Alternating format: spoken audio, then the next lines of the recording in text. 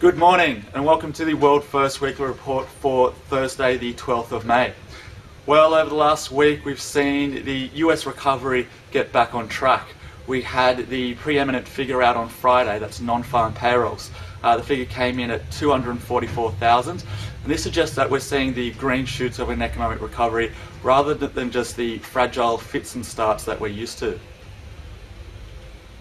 Average hourly earnings was also out on Friday. We had it out at 1.9%, and this further supports the recovery story. Equity markets have been lower on the week, however. This is really off the back of commodity prices playing havoc with risk appetite.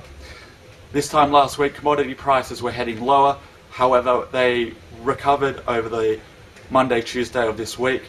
And again, overnight, we've seen commodity prices push lower and as a result, dragging equity markets with it. Earnings season has continued and we've continued to see some strong performers out of the US, including Procter & Gamble. And we've also seen a hive of corporate activity in mergers and acquisitions, including the Microsoft takeover of Skype. In Greece, we've seen continued sovereign debt concerns coming out of Greece, and they've again once again gone hat in hand to the ECB, requesting 60 billion to prop up their sovereign debt. There is the risk that the Greeks will default on their sovereign debt and that they may indeed leave the euro. This is highly unlikely because this would have a significant impact on the credit markets in the region, and it's highly unlikely we'll see the Greece leave the euro in the meantime. Having said that, as a result of the risk being attached to the eurozone, we've seen the Aussie euro push up significantly. In the UK, we've had a host of data out, and this has been quite negative. We're used to seeing a continual rise in the UK data. However, the last couple of weeks, we've seen some poor figures coming out.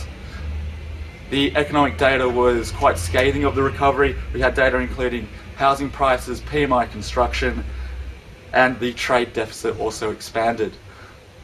As a result, we've seen the Aussie pound also perform well, pushing into the 66 levels.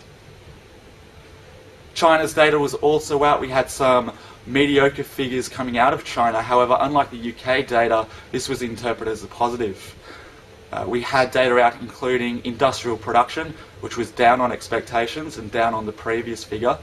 And as a result, there's less acute need for the Chinese government to constrain growth in the Chinese economy by increasing interest rates and boosting lending requirements by their banks. Because of this, there's less pressure and there's less concern of a bubble emerging in China, and as a result, we've seen equity markets supported because of the weak data. If you'd like an update on the market or if you'd like to book a trade, don't hesitate to get in touch. Enjoy your day.